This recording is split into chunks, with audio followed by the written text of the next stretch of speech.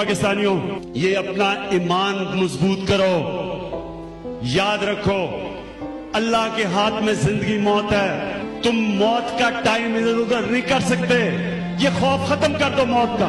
میں سچا ہوں، میں سچ کے لیے کھڑا ہوں گا، میں سچ کے لیے جان دے دوں گا، مجھے کوئی نہیں سچ سے ہٹا سکتا۔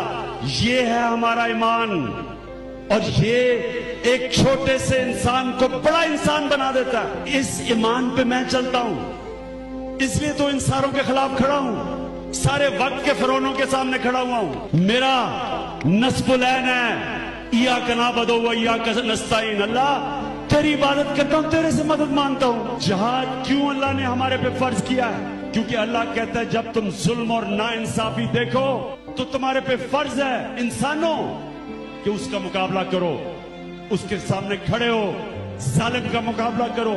مجھے اللہ نے